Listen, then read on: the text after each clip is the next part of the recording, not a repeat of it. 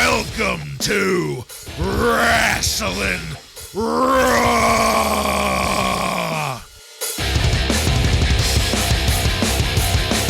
All right, you're listening to Wrasslin Raw, the podcast that takes you back to when Raw became war and Attitude ruled. Thank you for joining us. You're here with Ryan Arico. Ahmed sucks! Ahmed sucks! So appropriate. Joe Giammatteo. How is Dakota, by the way? Oh, God. You son of a bitch. I'm the one and only Jason Bartlett, and we're going to examine WWE history, one episode of Raw is War at a time. In this episode of Wrasslin Raw, we're going to be talking about the Raw that aired on November 3rd, 1997. This Raw was recorded at the Hershey Park Arena in Hershey, Pennsylvania, and features Jim Ross throughout the entire show, and then at points, Vince McMahon, James E. Cornette, and Jerry the King Lawler on commentary. Are you guys ready? I'm ready. Ready.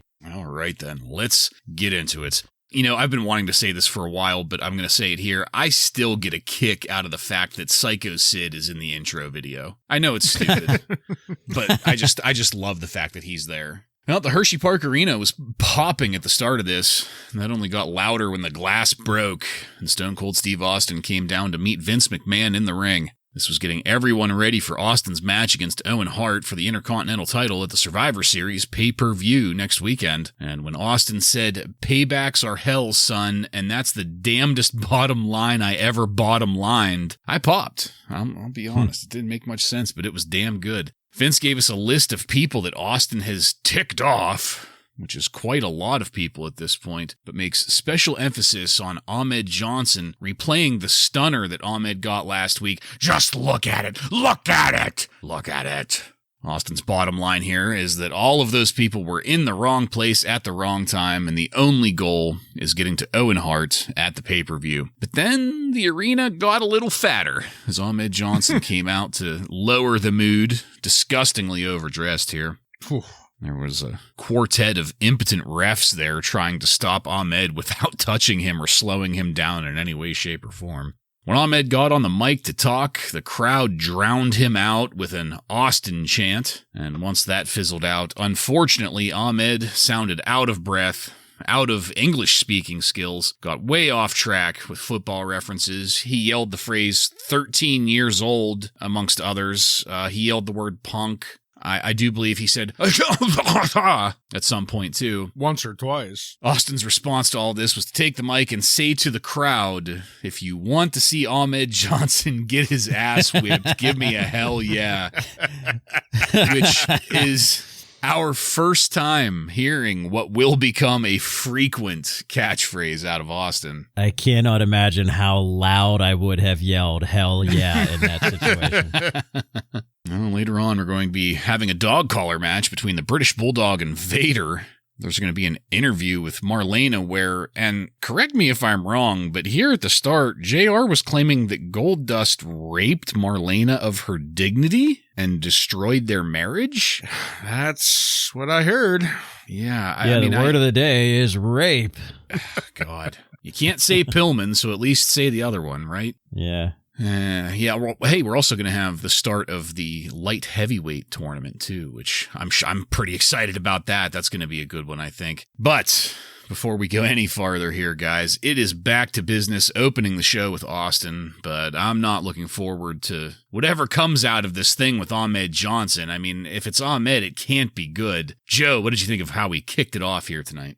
Well, they mentioned that Steve Austin is getting his rematch at Survivor Series, which is in only 6 days. So I have to admit, I mean, the Survivor Series is known for basically Survivor Series 97 is known for one thing, and I do not remember Austin versus Owen in that event. So I'm almost, without looking ahead, I guess, I'm almost wondering if it even happens. And if it does, like, how long of a match are we really going to get? So I guess I'm interested to see what happens there. Austin comes out here. He's still working that lone wolf type gimmick pretty hard, which makes him so great. And then here comes Ahmed Johnson, and it's just, who cares? He's out of gas, just simply walking to the ring. He was just walking to the ring, and he's out of gas. He cuts an absolutely horrible promo and challenges Austin, and Austin accepts. I mean, this didn't really go anywhere. I guess it served its purpose, but who the hell wants to see Ahmed Johnson against a guy that has a broken neck? Nobody.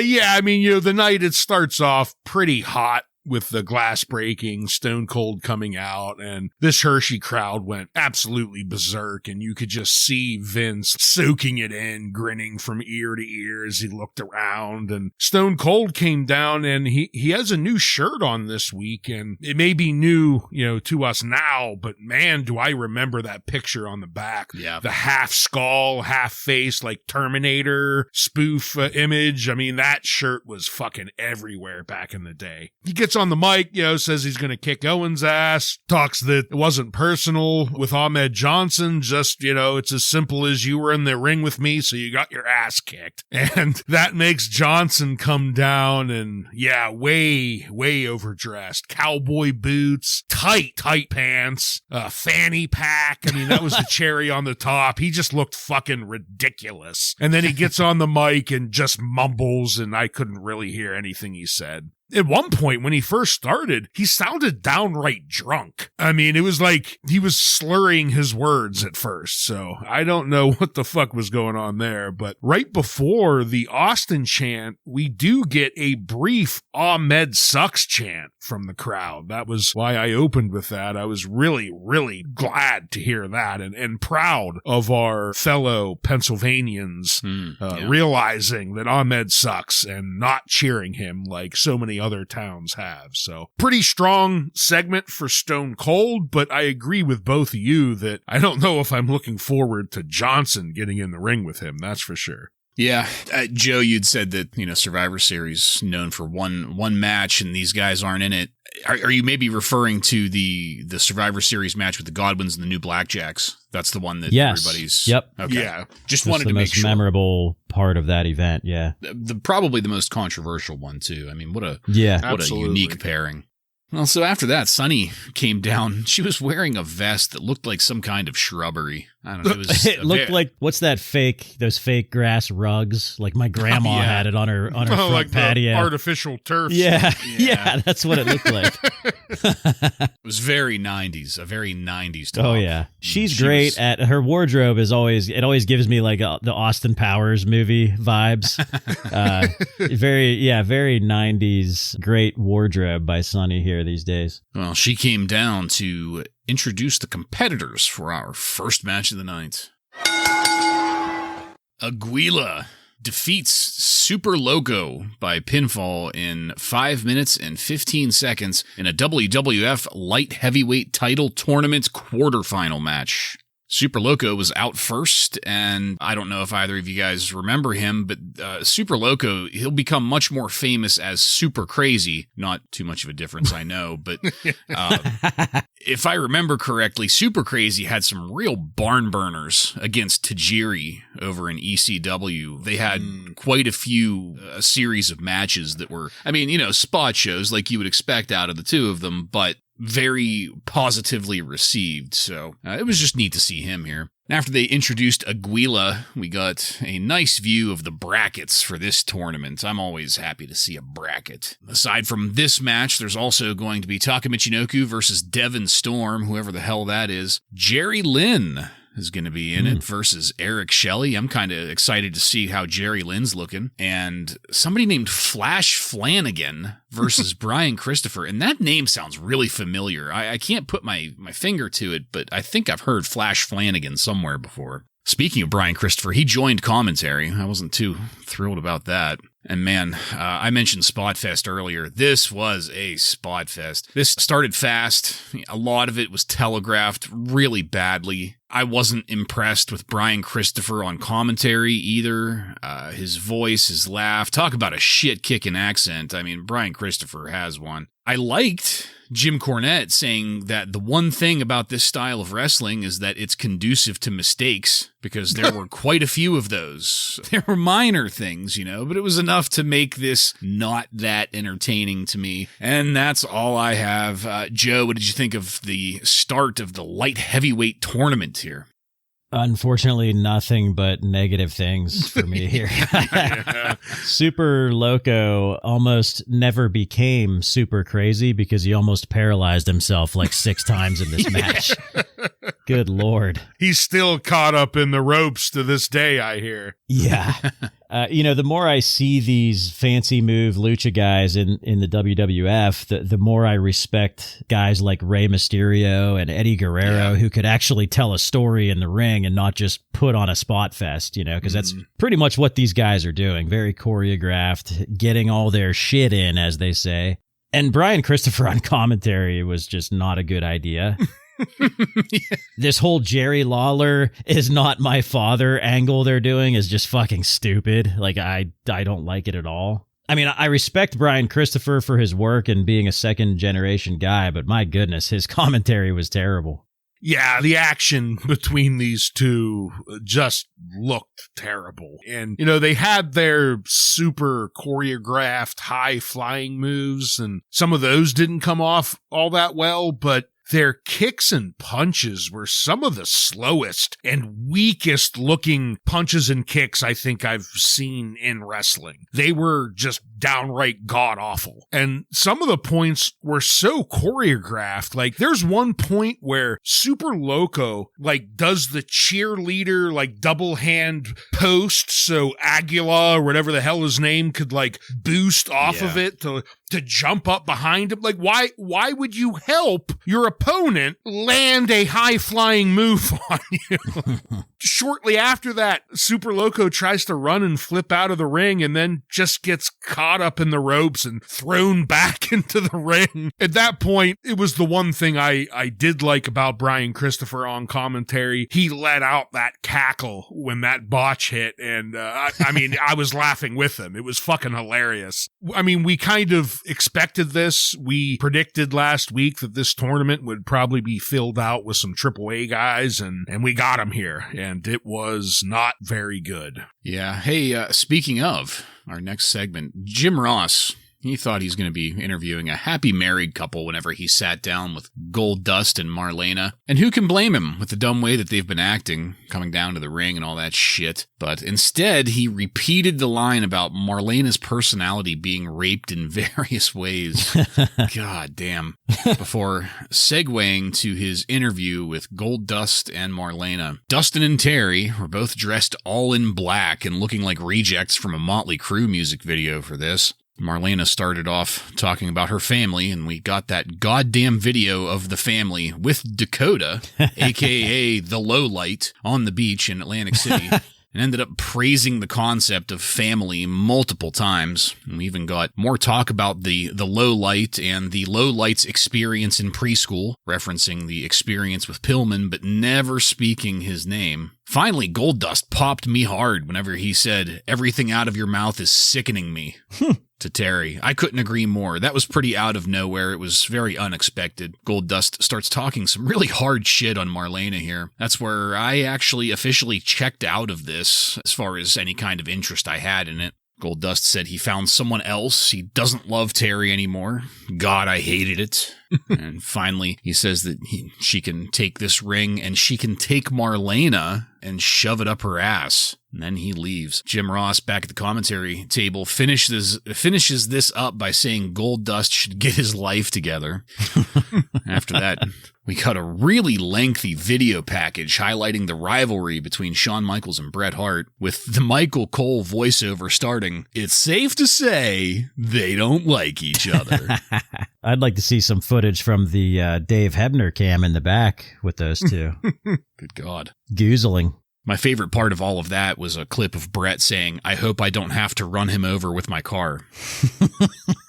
As I said, this was very lengthy, and there's still a lot more in this show to talk about, so I'm just going to pause it here. Ryan, what'd you think of what we're doing with Goldust and Marlena here, as well as the video package with Shawn and Bret? So right off the bat, I hated this. Goldust is not Goldust. He's in street clothes. He's Dustin here. Dustin immediately starts ripping into Marlena, and I guess this was their way to try and veer us away from the Brian Pillman storyline, but not completely outright just forget it, that it ever existed. We don't bring up his name, but we quickly move on to the fact that Goldust was unfaithful and he's unhappy about the marriage and blah, blah, blah. Pretty sickening shit. And I use that word because he uses it like 30 or 40 times, that he's sick and tired, sick and tired, sick and tired of everything.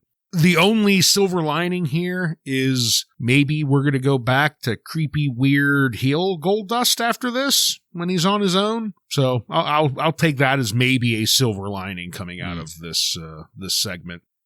The Bret Hart, Shawn Michaels video, I thought was pretty strong. We got some good interviews between Bret and Shawn and how much they hate each other. Bret says that Shawn lacks masculinity with his dancing and twirling in the ring. I thought overall that it was a fairly strong video. Towards the end, though, when we come back from the video, we get another tidbit to add to the conspiracy on the screw job, on if it was a work or not, when JR tells us that this may be the last time we ever see Bret Hart and Shawn Michaels wrestle. And I'm wondering, well, why would that be? Yeah.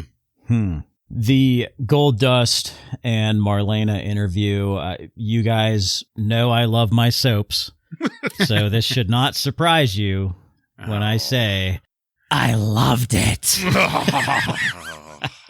I did. Not only are we getting one borderline domestic abuse storyline, but we're getting two now. I can barely contain myself. I had a shit-eating grin on my face the whole time this was on.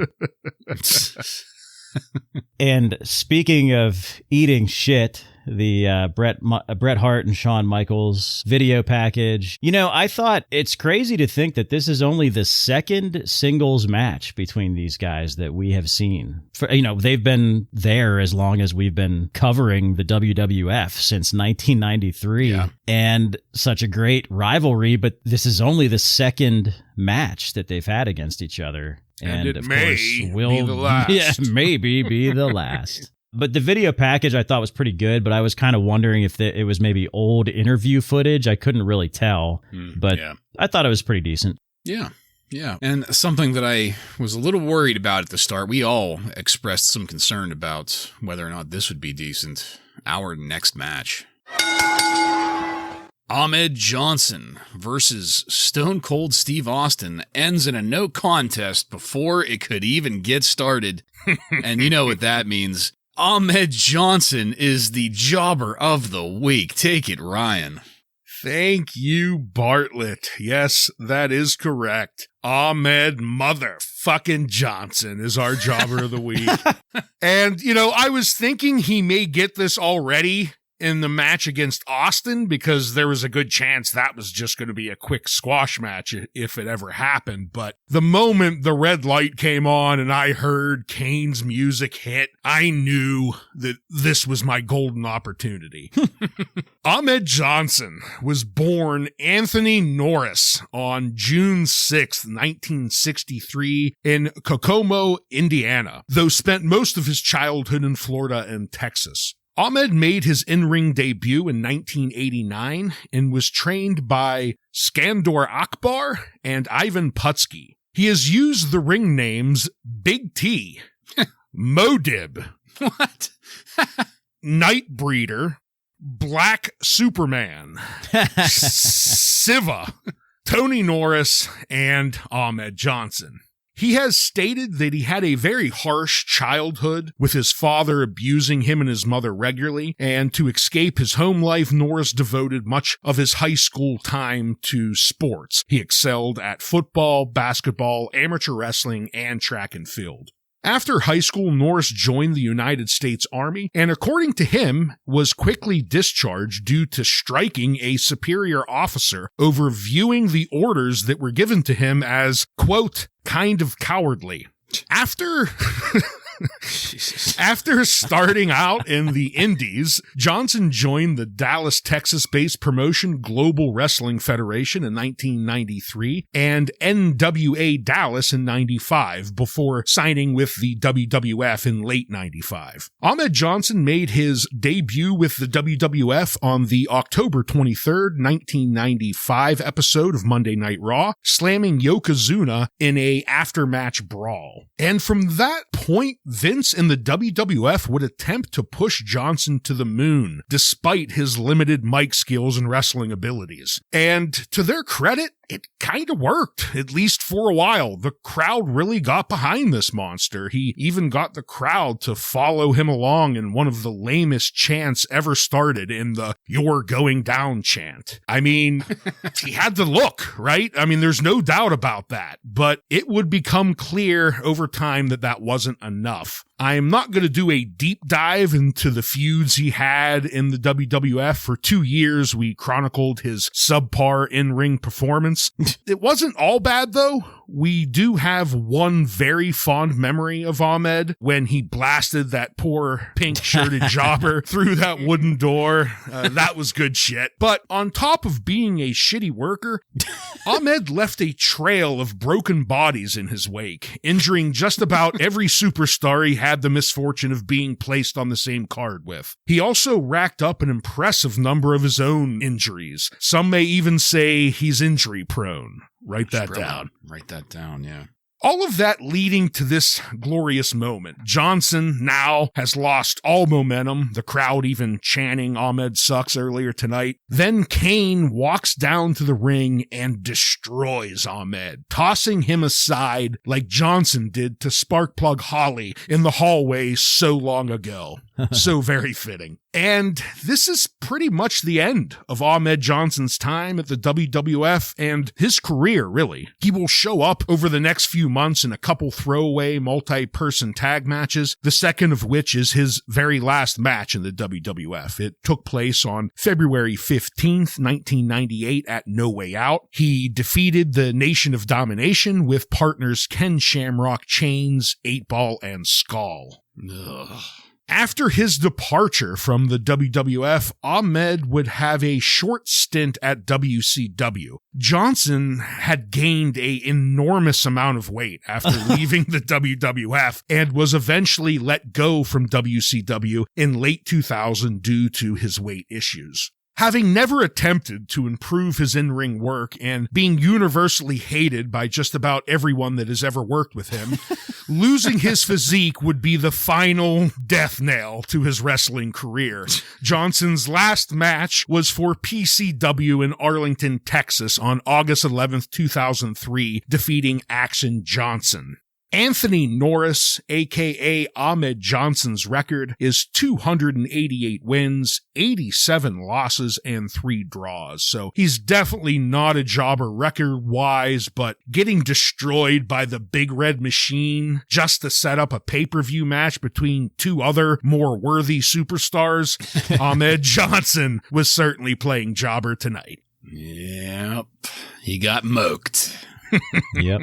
All right, so let's set the stage here. Remember earlier in the night that Ahmed came out and made that challenge to Stone Cold, and they said, okay, sure, we're going to do that. So once that video package about Brett and Shawn finished up, Ahmed Johnson came down to the ring here. Commentary made sure to highlight that this was not scheduled. This was a result of that challenge. He's there to get it on with Steve Austin, and we broke to commercial. When we came back, it was to a view of Ahmed and his Breathe Right strip sucking wind just standing there, waiting for Austin. But what Ahmed got instead was the lights out. And as soon as that organ music hit, I fucking popped. I mean, I cannot tell you how happy that made me because I didn't see it coming. I didn't either. Ahmed, he made an attempt at it, but Kane goozled him into a chokeslam and then goozled him into a tombstone. Paul Bearer wanted one more time, so a second tombstone was dished out. But then Mankind hit the ring with a large piece of metal, giving Paul Bearer the mandible claw. And then when Kane turned around, Kane got nailed with that chunk of steel. But of course, Kane did the sit-up. Mankind picked up a chair to protect himself. We cut to commercial there, and that is more or less where this ended. So I'll just say, you know, in the research I do for the show, like, this wasn't even listed as a match. It surprised the hell out of me, but it made my little heart happy. Ryan, what'd you think of this segment? Well, I mean, I think you heard how happy I was during the Jobber of the Week segment. So very, very good. It's about fucking time Johnson got a treatment like this. And just like you know, the moment that red light came on, I just was like, you gotta be kidding me. Are my dreams coming true? It was a good segment after that. Mankind, he comes down and nails him with this giant gimmicked piece of metal. And I don't know if it was just a big hunk of clay or whatever, but it bent over Kane's head, looked fantastic. And for the first time, someone laid Kane out, something even the Undertaker couldn't do. He sits up very quickly. We get that iconic Undertaker setup, but good way to set up Kane and Mankind's match at the pay-per-view, and a good way to completely job out Ahmed Johnson. And let's be serious. How thankful were we all that this crippler didn't get in the ring with Stone Cold, right? Yeah. My God, would that have been just terrible. I don't remember the last time I legitimately popped this hard during a rewatch. I mean, when Ahmed Johnson comes out, I was thinking, like, there's no way this match is actually going to happen, right? Between him and Austin. And I'm thinking, Austin's probably going to sneak up behind him or something. Yeah, and then when that music, that organ hit, I popped so hard. It's my highlight. I said that when I saw it. It's my highlight. I know I'm jumping the gun, but I can't help myself. Kane also, I got to give credit to Glenn Jacobs. There's a great video that went around social media a few times of Jim Cornette working with Glenn Jacobs. Doing the sit-up. Yeah, teaching him the Undertaker's style and mannerisms, and he really nailed it here tonight. He took a great bump from that metal pipe, just dropped like a slasher film villain, and then getting up. It's just sitting up like a Michael Myers type character would do. So, you know, he's already acting like the Undertaker, which is great. And I'm really liking this bridge that they're building with Mankind. If you're going to wait until WrestleMania for Kane versus Undertaker, then who better to bridge that gap than Mankind? Yeah, I couldn't agree more on that. Yeah, same. It was just so good to see his face. I like to imagine, because I said in my breakdown that we broke the commercial and came back to Ahmed sucking wind with this like look on his face, and I would like to imagine that the look on his face was nothing but his pride being murdered because he knew what was about to happen. I would really like to think that. He knew, I'm going to be Jobber of the Week. Yep. In 25 years from now. Yep. I'm getting moked tonight. Yeah. All right. Well, whenever we came back from that last commercial break, we got the news that Ahmed is receiving medical attention. I've heard he's injury prone. I heard that as well. Somebody should probably write that down. We also came back to the sound of glass breaking once again. Stone Cold coming down to the ring. Since Ahmed already got it, Stone Cold laid out an open challenge to the entire locker room, inviting anybody with guts to come out. And when the Nation of Domination's music hit, I popped all over again. I mean, it wasn't as hard as that last one, but this was a welcome sight too. Rocky wanted Austin, but Farouk pointed out Kama, who led the way to the ring to a Rocky sucks chant. The Legion of Doom came out of nowhere, though, to attack the rest of the nation, and during the distraction, Austin hit the stunner on Kama and walked away laughing. That is what ended the first hour of Raw. And Joe, we've had some pretty girthy segments so far, but only one real match. What did you think of Ahmed, Kane, Stone Cold, and the Nation, and just all of this being the most action, really, in the first hour? Well, my first thought here is when the Nation comes out, are we getting a Rocky versus Stone Cold tease here? It seems like we are a little bit, and that's pretty exciting. Yeah. It's like Rocky wants to get his hands on Austin, but Farouk's holding him back. So I'm assuming that Steve Austin is going to win his Intercontinental title back at some point, and maybe that's when we're going to get that first glimpse of that great rivalry between Rocky and Austin. So I'm excited for that, and I loved Kama doing the twitching stunner cell. I always love when guys do that. Yeah, I loved Stone Cold starting this off, saying to the crowd, I told you Ahmed was going to have his ass kicked tonight. Just further burying that schmuck. Fantastic. And then good segment to keep Stone Cold involved here. You know, we know at this point, man, he's putting ass in the seats, and he's why a good chunk of these people are coming. So you got to make them happy. And here, LOD gives him an easy stunner on Kama. But that all leading up, though, makes me wonder, because they're certainly protecting him. It does make me wonder what this match is going to look like at Survivor Series, as you kind of talked about earlier, because they're protecting him like a mother bear right now and her cub. Like, they're not letting anyone get their hands on him. So going to be interesting to see what happens there. Yeah. Well, we started the second hour with Michael Cole in the ring, waiting to interview the Heartbreak Kid, Shawn Michaels. Rick Rude interrupted Michael Cole to tell the Pennsylvania piss ants to shut up. All of DX came out with Shawn. Chyna was wearing some weird pinkish purplish getup. I think that's the first time we've had her in anything other than black. Michael Cole did a piss-poor job of setting things up. Finally, Hunter grabbed the mic from him, and I am very happy to report 0 blue blood accent. Triple H was not even attempting it here. Very good to hear. And they do end up table-topping Michael Cole. I enjoyed the hell out of that. Classic.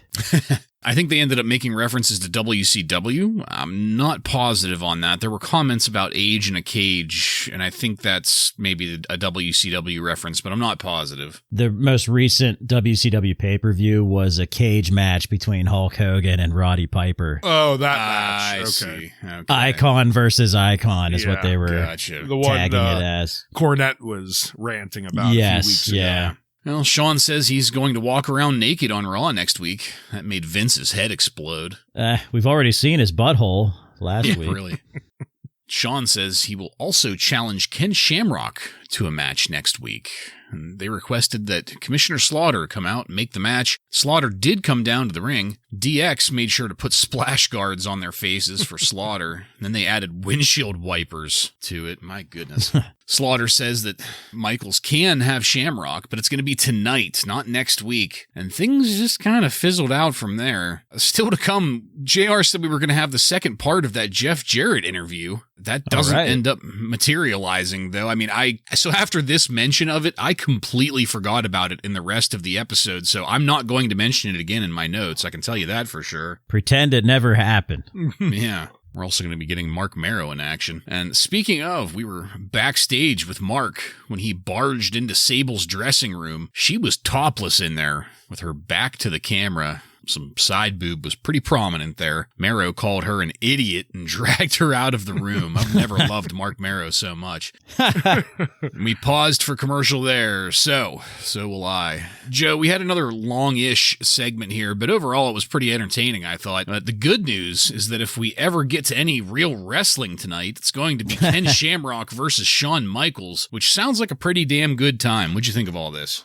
Yeah, I like hearing that. This DX segment was pretty good, pretty classic DX. The windshield wipers on the Shield, that's something that gets replayed over and over again. So that was a good segment. And Sergeant Slaughter really plays up to that spit flying gimmick. He's always getting right in their face when they're doing that. So it's pretty funny. And Michael Cole, the pencil-necked geek, just, getting the classic tabletop was nice to see. So yeah, I enjoyed the segment, and Sable's side boob maybe would have been my highlight if not for the big red machine a few minutes ago. So that's what I have to say about that.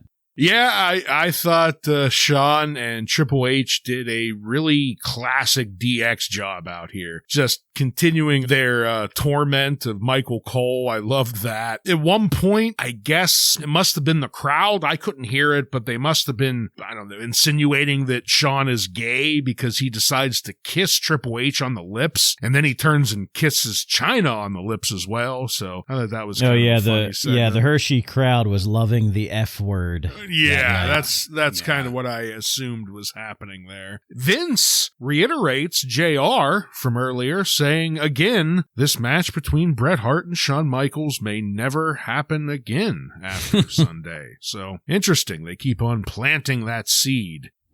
Slaughter coming out, though, that was good too. Them with the face masks and the windshield wipers. And when he did finally tell him that he's going to take on Ken tonight, he then just gets in their face and just starts downright spitting on them, it looked like. That was pretty hilarious. But looking forward to a Shawn Michaels Shamrock match, because that sounds like a hoot. Yeah, me too. And, we all highlighted how much we liked Slaughter in this, but something else that he did here that I really liked was the fact that he showed up and swerved us. Yes, you get your match, but it's going to be tonight. Yeah. And the crowd pops and I popped. And, that's the kind of authority figure making these last minute, changes and screwing with everybody, throwing monkey wrenches into the situation. That's what I like to see.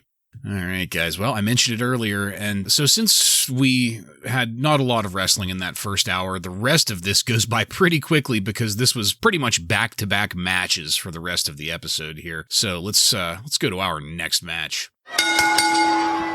Marc Mero with Sable defeats Savio Vega by pinfall in 2 minutes and 37 seconds. Los Boricuas were absent from this match, and Savio cut a pretty decent promo before things got started. And with the exception of Vince gushing all over Sable constantly, this started off pretty well. Mero was sticking to his new style for the most part. I thought it looked good. I did like JR saying that Mero has made a living on potential. What a backhanded compliment, you bastard. JR, I love you. Mero hit Savio in the nuts when the ref's back was turned. That's what set up the TKO for the pin and the win. Michael Cole tried to interview Sable, but Mero stopped that, called Michael Cole Gilligan, and that is what ended this match. So there was no backsliding in this match. I thought Mero looked pretty good. Savio did too, of course, he always does. And of course, there was plenty of focus on Sable from commentary, but I am doing my best to try to get used to that because it's not going to go away. So, Ryan, what did you have on this? Yeah, last week, Mark took a bit of a backstep, reverting to his wild man, high-flying days a little bit, but he kept that at bay in this one. So he's back to stronger like he was the first two times we saw him, and kind of just stuck to his boxing gimmick, which is where he needs to stay. And Savio being in the ring with him certainly helps because, as we know, Savio's a hell of a worker, and, he helps get Mark over a little bit here. But for the, third match in a row, though, Mark wins with a vicious uppercut to the balls. So I guess that's his finisher now. What a maneuver. Comes away with the victory. Picks on Michael Cole, calling him Gilligan. I guess that's the trend of the night. Let's pick on Michael Cole. But we're definitely dipping into the Mero becoming a jealous, temper issue, abusive fuck at this point as he yanks Sable up the ramp by her arm. So yeah, back to better standing than he was last week. Yeah, good observation on that. He definitely went back to the gold glove Marc Mero now again. So hopefully he stays there, stays in that lane. Savio was working stiff as hell. I mean, he was chopping the fuck out of Mero in the corner at one point. That just looked brutal. So that was nice to see.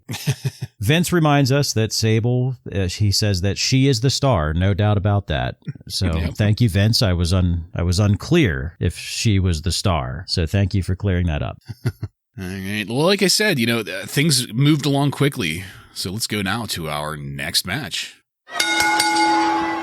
Vader defeats the British Bulldog with Jim the Anvil Neidhart, Doug Furnace, and Philip LaFawn. Where's Sid? Right. By touching all four corners in 3 minutes and 40 seconds in a dog collar match. I guess the Patriot is out of action due to a torn tricep. I had just assumed that he got shit canned and put in the trash where he belonged. And the team with the British Bulldog is, I guess, the Canadian team at Survivor Series, with only one actual Canadian on it, Philip LaFawn, and fucking Vader is the captain of the American team. Like, what the hell is that? I mean, whatever. We got a split screen. Better than Michael Undertaker Cole with an American flag sewn into his jacket. Yeah, but I mean, just, you're right. Just a little, still, just slightly. Like, what the hell are we doing with Vader now? Is he a monster? Is he a babyface? Is he a defender of America now? Like, what the fuck? Remember when he beat up on that Saudi guy? Weren't we just at war with them over there? Yeah, I guess. But better Patriot than the Patriot. Yeah, better wrestler than the Patriot, too. We got a split screen with Michael Cole interviewing Furnace and LaFawn. It was terrible. And Vader won this, and I didn't care. But then a rando entered the ring and started a karate beatdown of Team Canada. Commentary had no idea who that was, but the police had to enter the ring and escort the man out. He had a black flat-top haircut, a black beard, and we never did get his name, but wouldn't it be funny if it were Blackman? It would hilarious. Be so fitting. And that's it for this segment. I actually hated the hell out of this match, but I was interested to see that random stranger with insane karate skills jumping into the ring. Joe, what'd you think of it? Well, there were two highlights during this match, and none of it was related to the match. Number one, Jim Ross tells us that the Patriot has a torn triceps, and while I don't wish injury on anyone, it's nice that he will be out for an extended period of time. And the second highlight for me here in this match was the Steve Blackman appearance. He is from that area of Pennsylvania, so, you know, pretty cool to see that. And, you know, they're playing it off as he was a fan, but I mean, clearly this guy looks like looks like he could do some damage. He looks dangerous in the world of wrestling. Yeah. You know, Vader is smothering him as if he's protecting him. So we're not quite sure what's going on there. I wonder if he'll be joining Team America. Oh, geez. Yeah. But it is interesting to see this. You know, they played it off as if he was a fan, and we don't know who he is right now. So pretty good job here. Yeah, there was definitely two complete different segments to this match. There was the match, which was a complete throwaway. No one gave two fucks about it, including Vince. He didn't even know the ending. When Vader won and touched the fourth corner, he goes, well, he's got one more left. And JR's like, well, no, the match is over. Vader just won. And we start off with Philip LaFawn and Furnace, and they're bitching about the fact that when they got in their car wreck over 5 months ago, they got letters from fans the world over, but not a single one from the U.S.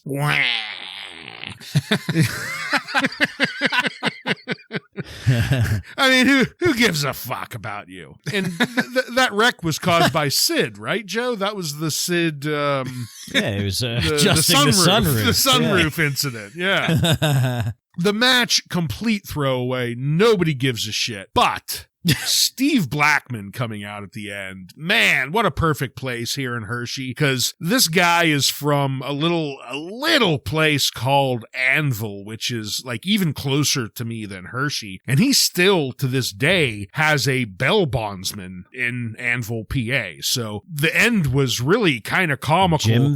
Jim the Anvil? But the end is pretty funny because, you know, they're saying the cops are taking him away to jail. And I believe at this time back then, too, he was already a bail bondsman. So a little bit of a gag there with that segment. What do you do for a living, pal? I was surprised as hell to see him there. I didn't realize he came in 97. You know, I suppose we're running out of time to keep saying things like that, but I was shocked. And what was very entertaining to me in the finish to that was that he came in and was, like you've both said, obviously quite a dangerous man who knew what he was doing. And when the police showed up to arrest him, it was very clear that they didn't really arrest him so much as he just decided to stop fighting and allow them to walk him out. So they escorted him out. Yes. Yes. All right. The rapid fire pace continues with our next match. Billy Gunn and the Road Dogg defeat Los Boricuas, this being Jesus Castillo and Jose Estrada, by pinfall in 5 minutes and 20 seconds. I did like Road Dogg and badass Billy Gunn still carrying the Blackjack's destroyed hats around. Yeah, that was nice. And that was the last note I made. There was nothing wrong really with the match exactly. The ring work was much better than it has been for both of these teams. I just don't give a shit about Los Boricuas, and if I'm being honest, I kinda don't give a shit about the New Age Outlaws either. I know that we'll get there, but at this point in their development, they just don't have anything interesting going on other than their existence. So I ended up just sticking with serviceable as the best way to put it. So Ryan, what'd you think of this match?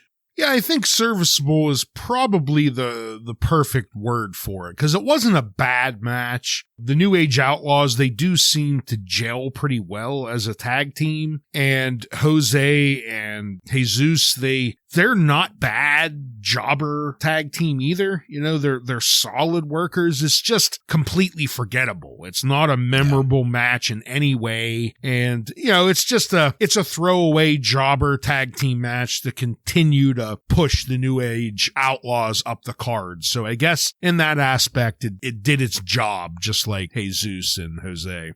Yeah, everybody in the ring looks fucking ridiculous. The Outlaws are still trying to figure out their look, and the Boricuas just look ridiculous with the stuff that they're wearing. Not as ridiculous as they did before, but still pretty terrible looking. You know, that Billy Gunn and Road Dogg, they pick up a dirty win here, which is good for their heat, I guess. The fans clearly hate them just because they're annoying. So it's working. I mean, they're being annoying and getting heat, and, you know, that's what they're supposed to be doing. So they do that, but it's in very quick, not very memorable fashion here. Yeah, they're just existing right now, and it's kind of enough, but not quite. It's hard to believe, like when you see this, it's hard to believe like what they end up becoming. Yeah. Well, we moved from that into our final match of the night. Ken Shamrock defeats Shawn Michaels with Chyna, Rick Rude, and Triple H by disqualification in 5 minutes and 55 seconds. My research said that this was with the European title on the line, but I don't really remember hearing that being said. I don't think that's the case. So take that with a grain of salt. Shamrock did not want to hear Shawn Michaels' song repeat, so he jump-started things, and I fucking popped.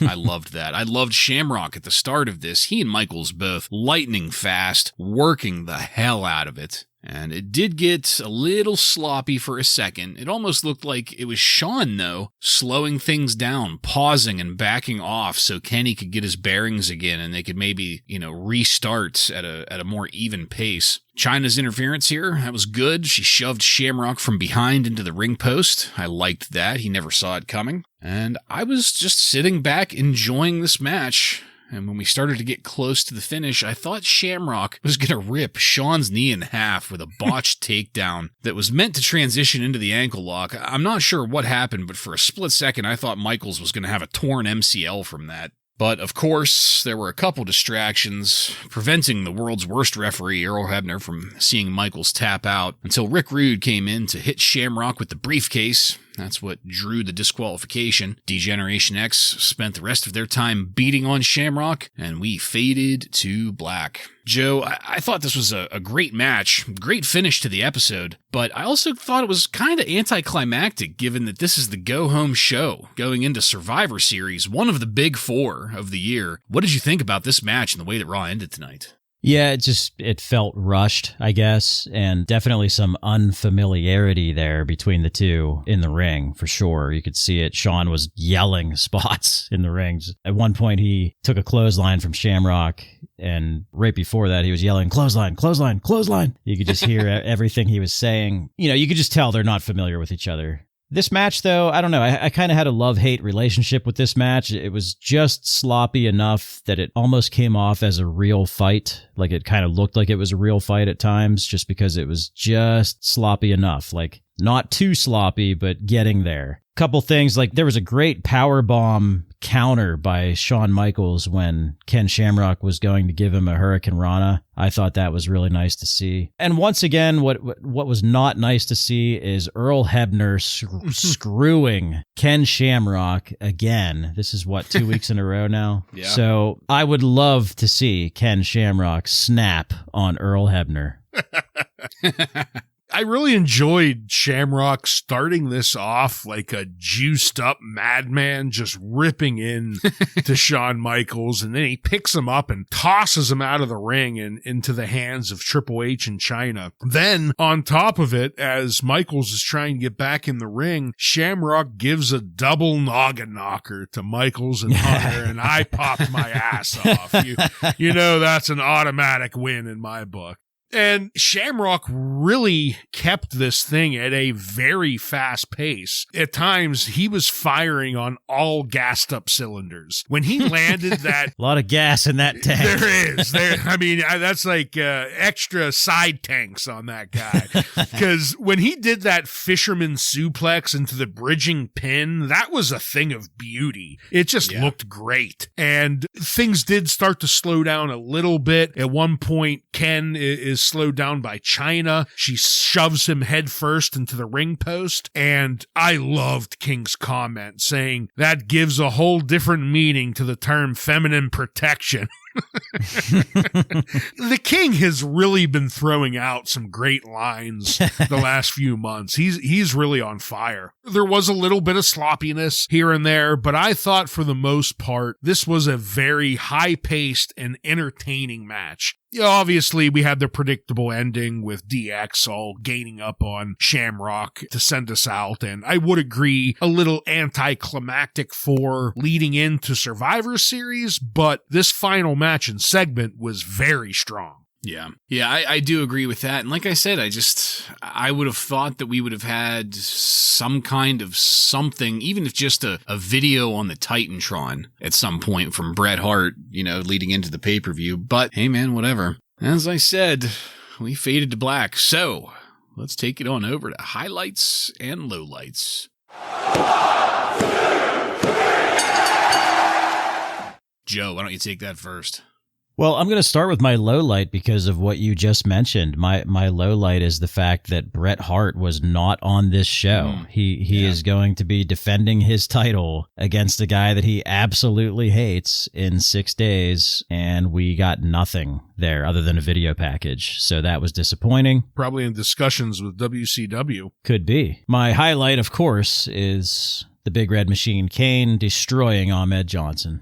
Yeah, I mean, I'll just start off there. Same highlight, Kane just jobbing out Ahmed. Just fantastic. And the work with Mankind and the storytelling there, also a highlight. The low light for me is the Super Loco Aguila fuck match. That was just... That was just fucking terrible. And what a shitty filler match for this light heavyweight bracket. Yeah.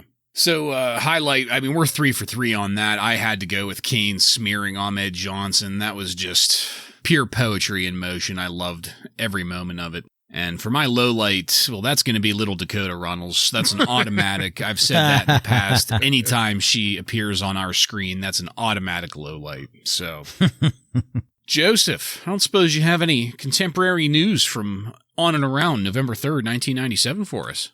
I certainly do. We all know what happens at Survivor Series 1997, and I would like to give you guys a little bit of a look inside at what Dave Meltzer is reporting around this time. Before that happens, he noted that Bret Hart gave notice over the weekend that he will be leaving the WWF for WCW. So that explains all of the potentially the last match between Shawn and Bret talk from tonight's episode.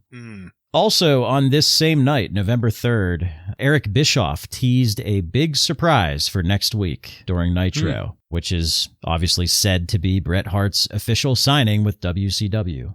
The original plan was said to have Bret work with the WWF until the December 7th pay-per-view, but plans could change now that the story of Bret leaving has leaked. It is in fact true that Bret did not give official notice until this weekend. Vince gave him permission back in September to see if he can get the offer again from WCW. And another quick reminder is that WCW is in talks of creating a second primetime weekly show. And that is one of the big reasons why they wanted Bret Hart, so that they could beef up their roster. An interesting quote from Dave Meltzer here says, exactly what is going to happen in Montreal is unclear. With Bret Hart leaving, everyone will expect him to lose to Michaels for logical common sense business reasons. With wrestling the way it is today, the title switch shouldn't be taken as a lock, although obviously he will be dropping the title at some point very quickly.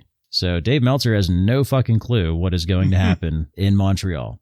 So he pointed something out about commentary. So tonight we had Jim Cornette and Jim Ross for the first hour. Second hour, we had Jerry Lawler, Vince McMahon, and Jim Ross. And Dave Meltzer seems to think that is going to be an ongoing thing. So we'll see what happens there in the coming weeks. Dave Meltzer thought the acting in the Goldust and Marlena segment was just awful.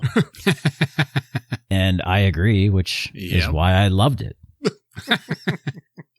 Last but not least, the Patriots doctor is recommending that he retire because his torn triceps seems to be a chronic problem. Because he's seen his action in the ring.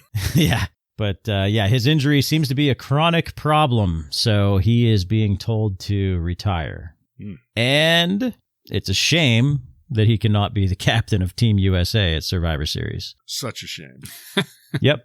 And that is all this week. Speaking of, I bet you that's who Steve Blackman is replacing. Oh, okay. Joe, whenever you had mentioned earlier about we all know the match that had the big thing that happens at Survivor Series, you're talking about the DOA versus Truth Commission match, right? No, the Godwins versus the Blackjacks. Oh, okay. Well, that's a toss-up between those two. I mean, they're both well-known classics. 5 stars coming up. And I mean, you're a clever one, Joe, so I thought you were maybe trying to swerve me with that. All right. Okay. Well, thank you, Joseph. That was illuminating as always. And that's it, folks. We are done with this one. I want to thank you again for joining us. If you like what we're doing here and want to connect with us, you can email us at WRASSLINRAW, just at gmail.com to the end of that to submit questions or comments. Check us out on social media and on every podcast subscription platform. While you're there, don't forget to follow and subscribe to get every episode of Wrasslin Raw coming to you every week. Give us a 5-star review and tell all of your friends to tune in to the most uncalled for Monday Night Raw review podcast on the airwaves. Next week on Wrasslin Raw, we're going to take a look at the 1997 Survivor Series with matches featuring the Truth Commission, Steve Blackman, and many more. So, for Joe and Ryan, I'm Jason, and this has been Wrasslin Raw.